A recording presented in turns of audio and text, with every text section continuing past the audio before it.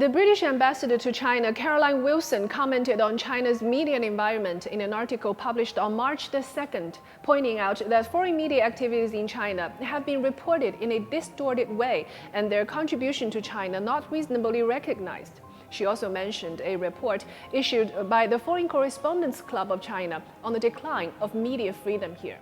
Chinese Ministry of Foreign Affairs spokesperson Wang Wenbin responded the same day. He said, and I quote, "China has been open up, welcoming and providing convenience for foreign journalists covering news in China, including those with British media agencies. What we oppose is ideological bias against China, fake news in the name of press freedom, and behaviors that breach professional ethics." Regarding to the Foreign Correspondence Club and its report, Wang Wenbin responded, "We have never recognized the organization, a self-styled club of foreign correspondents in China.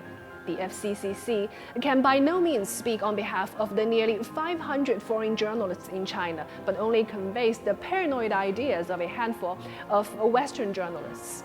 It is a typical example of unfair, biased reports, a far cry from fairness and objectiveness as required for media report." While we all know that the bottom line in professional journalism is professional ethics, objectivity, and impartiality, extreme ideological polarization in Western media is a commonly recognized phenomenon. In the US, CNN viewers believe Fox News hates them and vice versa. In the UK, the situation might be even worse. The London Economic, one of the most shared publications in Britain, with the most read news story of the last general election, commented the country is being gaslighted by tabloid media outlets such as The Sun, the Daily Mail, hurl abuse at a specific target or targets. And when anyone dares to stand up to them, they double down with Fox indignation and pivot towards playing the victim.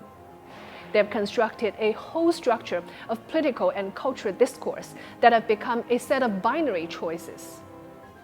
Now, given the state of Western media, it is only natural many Chinese also feel the extreme politicization of their China coverage. On the other note, under the same logic, Ambassador Caroline Wilson would do well to try to persuade half of the British public that they are not hated by their own country's media from the opposite camps before she tried to convince the Chinese that they are loved by Western media. BBC News also recently published unjust, subjective, and irresponsible news on both Xinjiang and Wuhan, trying to smear China's image with politicalized and distorted reporting, condemned by Chinese people. Chinese audiences welcome objective reporting, but say no to news which draws ideological lines and fake news with zero professional ethics.